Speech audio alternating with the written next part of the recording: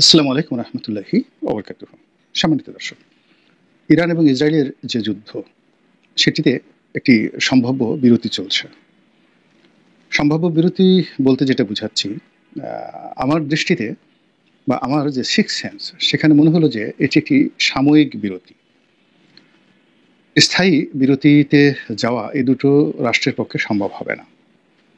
এর কারণ হলো, দুটো রাষ্ট্রই যুদ্ধ করতে গিয়ে এমন কতগুলো রূঢ় বাস্তবতার মুখোমুখি হয়েছে এবং তাদের জীবনে সফলতা এবং ব্যর্থতা এমনভাবে এসেছে, এটি অমীমাংসিত রেখে তাদেরকে বিরতিতে যেতে হয়েছে। এখানে এটি অবাক করা বিষয়, সেটি হলো ইসরায়েলি জাতি, তাদের যে ঐতিহাসিক অস্থিরতা, তাদের যে দাম্ভিকতা এবং বিশ্বব্যাপী মহাকালে তাদের জন্য মানুষের যে অভিশাপ এবং আল্লাহর যে অভিশাপ, এই জিনিসগুলো এই জমিনে কিভাবে কাজ করে তা যুগে যুগে আল্লাহ রাব্বুল আলামিন যে উদাহরণ সৃষ্টি করেন এবং যা কিনা ইতিহাসে লেখা রয়েছে, তার একটা দৃশ্যপট রচিত হয়ে গেল 2025 সনের জুন মাসে। আমরা যারা ইরানের অস্তিত্বকে স্বীকার করতাম না এবং আমরা যারা প্রথমে ধরে নিয়েছিলাম ইরান 24 ঘন্টা টিকতে পারবে না, আমরা যারা ধরে নিয়েছিলাম যে ইরানের আলী খামেনিকে মেরে ফেলা হবে এবং তাকে কবর কোথায় দেওয়া হবে, এটা নিয়ে যখন আমরা চিন্তা করছিলাম, তখন একটা জাতির যে বীরত্ব, তার যে সাহস, তার যে সীমিত সম্পদ দিয়ে তার লড়াই করার সংগ্রামের যে ইতিহাস এবং একটি রাজার জাতি হিসেবে সারা পৃথিবী শাসন করার যে শারীরিক, মানসিক এবং বুদ্ধি বৃত্তিক যোগ্যতা তাদের রয়েছে, জনগণের এবং নেতাদের, সেটি নতুন করে আবার ইরান প্রমাণ করল। পৃথিবীতে খুব অল্প জাতিগোষ্ঠী রয়েছে যারা দীর্ঘকাল ধরে পৃথিবী শাসন করার সুযোগ পেয়েছেন এবং সেই জাতিগোষ্ঠীর মধ্যে প্রধানতম জাতিগোষ্ঠী কিন্তু এই পারস্যিকরা বা ইরানিয়ানরা।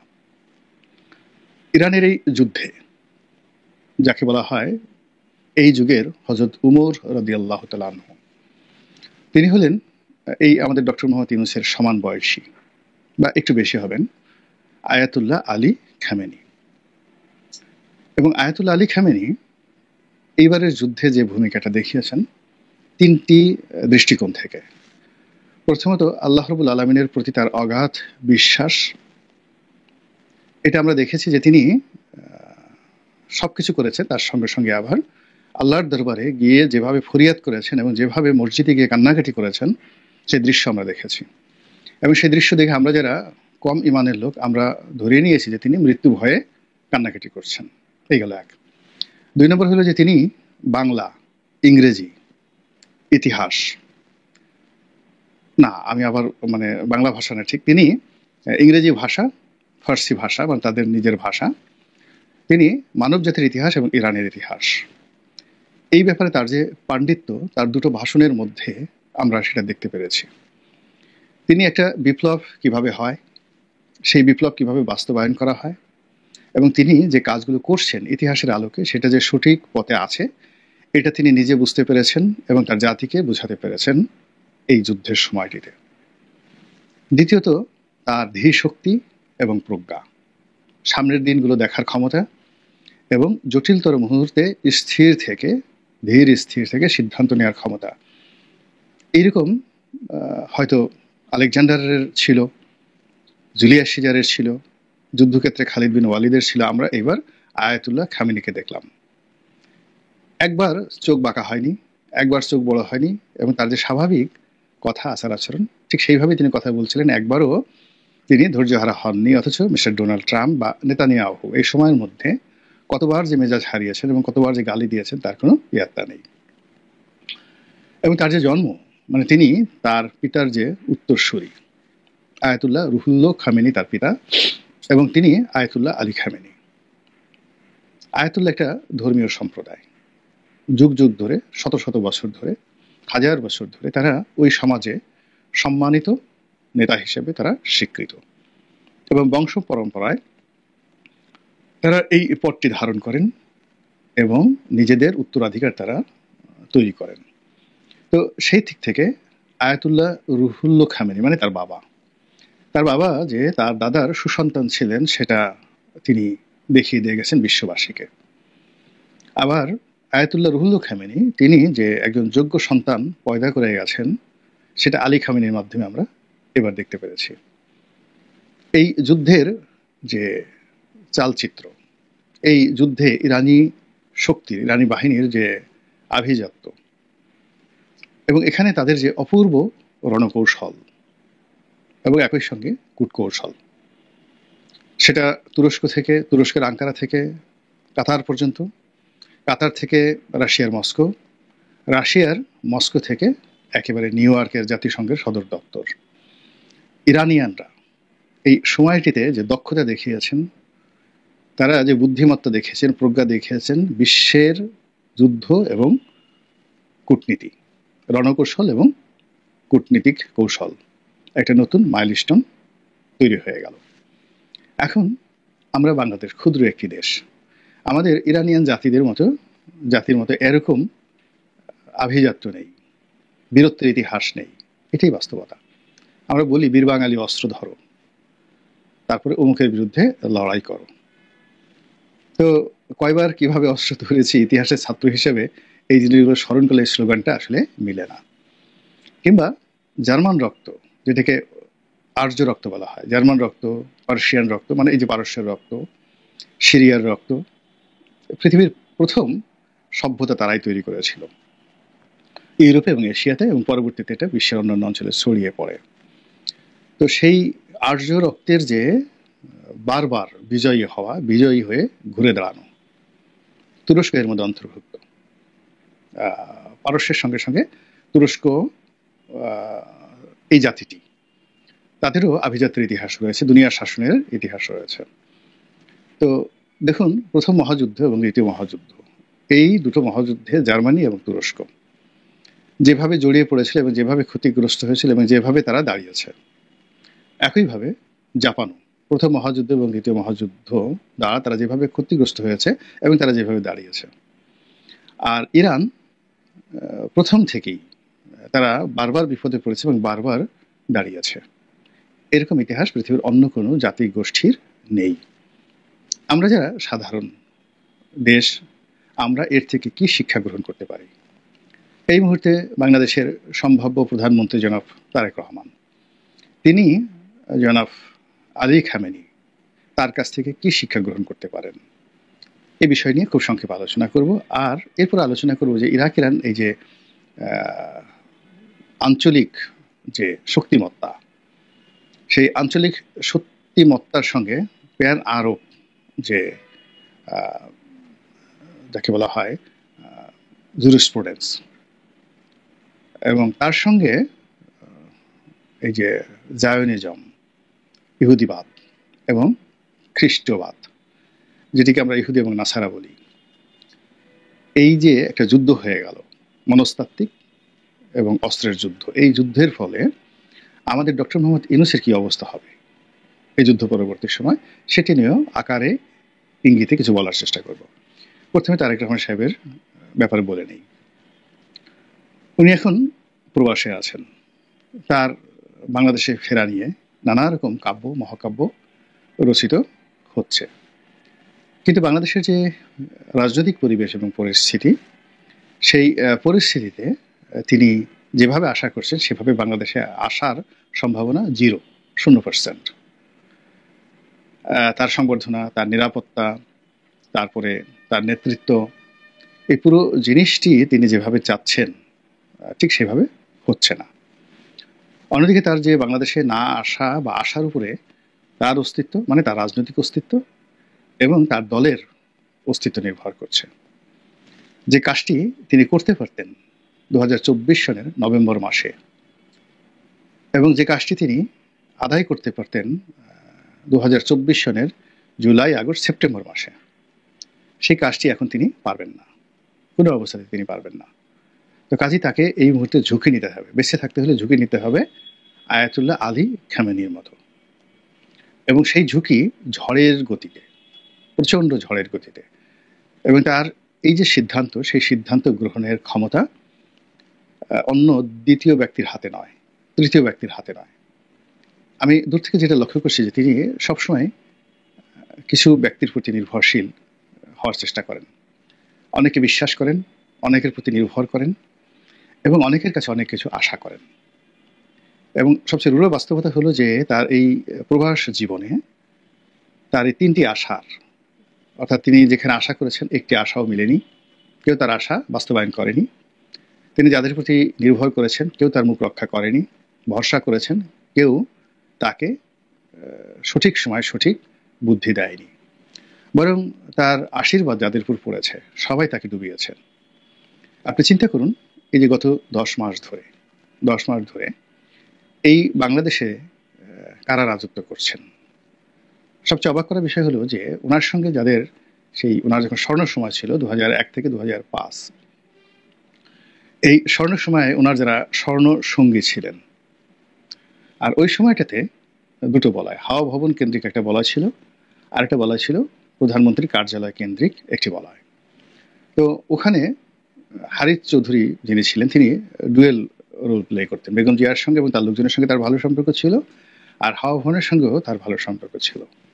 আর ওদিকে জনাব মোসাদ্দেক আলী ফালু সাহেব, তার নেতৃত্বে জনাব তারেক রহমানের বিরুদ্ধে যে পক্ষটি রয়েছে এবং যারা বেগম জিয়ার খুবই ঘনিষ্ঠজন, তাদের নেতৃত্ব যেভাবে প্রতিষ্ঠিত ছিল 2005 থেকে 2001 থেকে 2005 পর্যন্ত, তারা এই সময়টিতে এসে অত্যন্ত শক্তিশালী, খুবই শক্তিশালী।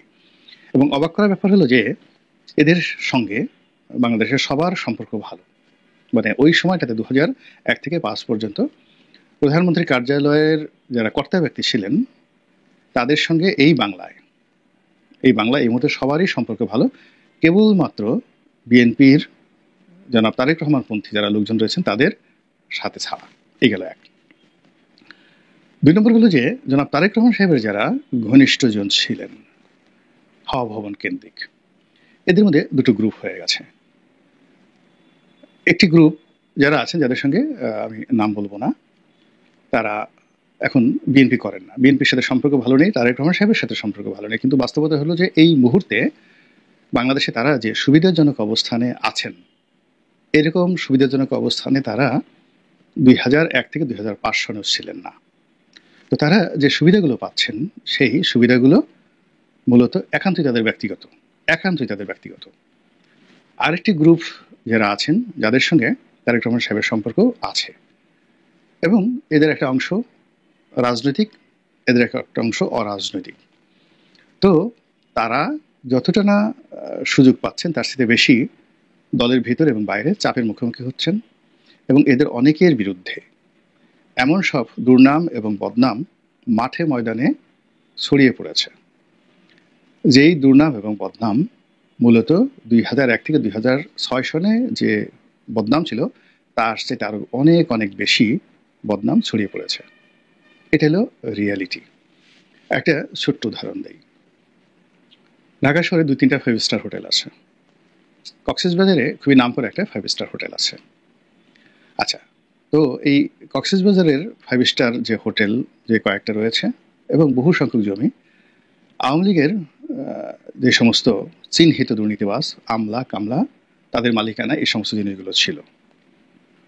এরপরে কক্সবাজার ওই অঞ্চলকে ঘিরে মাছের ঘের, তারপরে ইয়াবা চালান চোরা কারবারি, এরপর আরো অনেক কিছু, যত সব 2 নম্বরই রয়েছে। আমরা শুধু বদিকে বলতাম ইয়াবা বদি, কিন্তু ওখানে সবচেয়ে বড় যে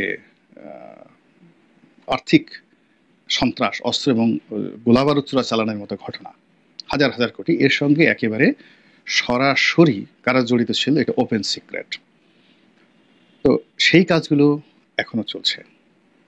কারা জড়িত, কারা এর মালিকানার সাথে জড়িত, এবং আলটিমেটলি এগুলো মানুষের মুখে মুখে যখন ফিরছে বদনামটা কার নামে হচ্ছে, এই বিষয়গুলো তো বুঝতে হবে। কিন্তু এই বদনামগুলো যে ডক্টর মোহাম্মদ ইউনূসের হচ্ছে না, এই বদনামগুলো যে আওয়ামী লীগের হচ্ছে না এবং এই বদনামগুলো জামাতেরও হচ্ছে না, এটা শতভাগ নিশ্চিত। তো দলের নেতা হিসেবে জনাব তারেক রহমান সাহেবকে বুঝতে হবে যে আসলে বাংলাদেশের সত্যিকার অর্থে কি হচ্ছে, মানুষ কি বলছে। এবং মানুষ, আমরা যতই আশা করছি, শেখ হাসিনা যেমন আশা করছে যে তিনি এলেই সারা বাংলাদেশ আবার তাকে আপা আপা করে বরণ করে নেবে। তারেক রহমান সাহেব আশা করছেন যে তিনি আসলেই আসার সঙ্গে সঙ্গে আয়াতুল্লাহ রুহুল্লাহ খামেনিকে যেভাবে ইরানবাসী গ্রহণ করেছিল তাকেও ঠিক সেইভাবে গ্রহণ করবে। তো তিনি আসবেন, আসার পর জাস্ট ২৪ ঘন্টার পরে তার সেই ভাইবটা আর থাকবে না। এর কারণ হলো ইতিমধ্যে যে সমস্যাগুলো বললাম, এই সমস্যাগুলো টেকনাফ থেকে তেঁতুলিয়া পর্যন্ত পুরো জাতীয় অর্থনীতিকে তছনছ করে ছেড়ে দিয়েছে। এবং এই সরকারের ব্যর্থতা, তার সঙ্গে সঙ্গে আরও যাকে বলা হয় আইন শৃঙ্খলার অবনতি, মব জাস্টিস, এই বিভিন্ন কারণে মানুষের মন টন ভেঙে গেছে। পুরো জাতির যে অর্থনীতি, জিডিপি অর্ধেকে নেমে এসেছে। এই জায়গা থেকে যদি জনাব তারেক রহমান সাহেবকে বের হয়ে আসতে হয়, তাহলে তাকে আয়াতুল্লাহ আলী খামেনির মতো মানে অন্যের বুদ্ধিতে হবে না, নিজে জানতে হবে, নিজে পড়াশোনা করতে হবে এবং নিজেকে প্রতিটি সিদ্ধান্ত নিয়ে সকল কর্মের দায় নিজেকে নিতে হবে এবং নিজের জীবনকে উৎসর্গ করতে হবে। ধরে নিতে হবে যে না, আমি বেনজির ভুট্টোর মতো মরে যাব। আয়াতুল্লাহ আলী খামেনি যেটা করেছেন যে আমাকে আমেরিকা মেরে ফেলবে, তা আমি মরে গেলে আমার উত্তরাধিকারী কে হবে? পরপর ৩ জন উত্তরাধিকারী তিনি মনোনয়ন দিয়ে রেখেছেন। তার কাছে জীবনটা এত তুচ্ছ, তিনি বলেছেন যে এই পৃথিবীতে আমার কোনো মূল্য নেই, আমার যতটুকু মূল্য তার চেয়ে কম মূল্য আমার শরীরের, আমার আত্মার। তো কাজে এই জীবন নিয়ে আমি চিন্তিত নই।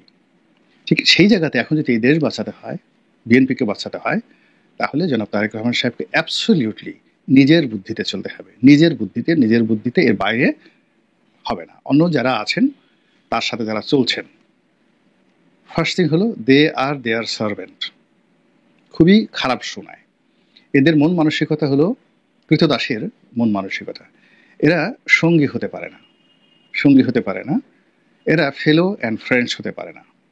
এরা সবসময় যারা লেজুর ভিত্তিক করে, দল টানা, এদের মধ্যে সবসময় একটা কৃতদাসের মনোভাব থাকে।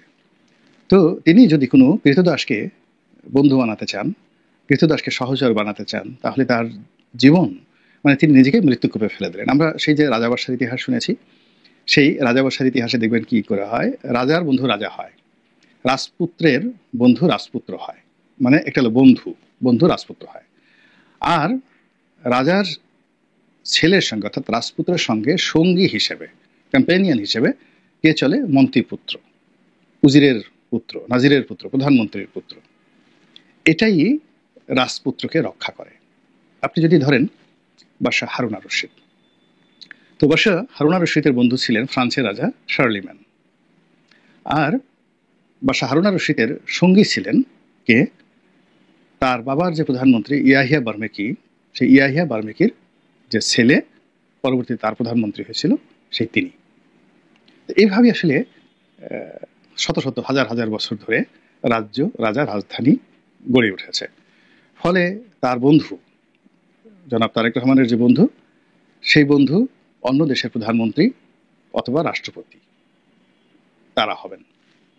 তার সঙ্গী বা সাথী, তার পাশে যারা থাকবেন সঙ্গী সাথী, তারা কম করে হলেও ঠিক ওই যে মানে উজির নাজিরের পুত্র এবং ওই পর্যায়ে শিক্ষা দীক্ষা থাকতে হবে। এবং প্রায় সব ক্ষেত্রেই তার পাশে যারা থাকবেন তারা সবাই তার সাথে জ্ঞানে, গুণে, শিক্ষায়, দীক্ষায়, অর্থ, বিত্তে, বংশমর্যাদায় তার চেয়ে ভালো অবস্থানে থাকবেন, না সে তার সঙ্গে হতে পারবেন না। মানে ওনার শিক্ষার চেয়ে শিক্ষা বেশি থাকতে হবে, তার চেয়ে বংশমর্যাদা বেশি থাকতে হবে, তার চেয়ে সাহস থাকতে হবে বেশি, আদারওয়াইজ তার সঙ্গীর সাথে হতে পারবে না। কিন্তু তিনি যদি সঙ্গী নির্বাচনে ভুল করেন, তাহলে তাকে বারবার দেখতে হবে দুটো প্রাণী, পৃথিবীর দুটো প্রাণী, বাঘ বা সিংহ। তারা কি করে? বন্ধু নির্বাচন করে, সঙ্গী নির্বাচন করে। আর একটা হলো নেকড়ে কি করে? সঙ্গী নির্বাচন করে। প্রকৃতির খুব বড় প্রাণী। এখন সেই সঙ্গী নির্বাচনে যদি তিনি ভুল করেন, তাহলে অতীতে তার যে দুর্ভোগ এবং দুর্দশা হয়েছে তার চাইতেও সুদে আসলে বড় দুর্ভোগ দুর্দশা আগামীতে তার জন্য অপেক্ষা করবে। এবং এটা তিনি এই আলী খামেনির চরিত্র থেকে, সফলতা থেকে এবং বর্তমান প্রেক্ষাপট থেকে শিক্ষা নিতে পারেন। ১। ২ নম্বর হলো ডক্টর মোহাম্মদ ইউনূস। এখানে একটা কথা বলে রাখি যে ডক্টর মোহাম্মদ ইউনূসকে নিয়ে আমেরিকার যে প্ল্যান, কিংবা ভারতের যে প্ল্যান, কিংবা আইএসআইয়ের যে প্ল্যান ছিল, বা মানে পাকিস্তানের যে প্ল্যান ছিল, আর চীনের যে প্ল্যান ছিল, পুরো প্ল্যানটি এই ১০-১২ দিনের যুদ্ধের ফলে এলোমেলো হয়ে গেছে। ফলে তাকেও আবার নতুন করে সবকিছু গুছাতে হবে, নতুন করে হিসাব করতে হবে এবং নতুন করে সবকিছু শুরু করতে হবে। আদারওয়াইজ তার সফলতাও সুদূর পরাহত। আল্লাহ আমাদের সবাইকে হেদায়েত দান করুন এবং হেফাজত করুন। আসসালামু আলাইকুম ওয়া রাহমাতুল্লাহি ওয়া বারাকাতুহু।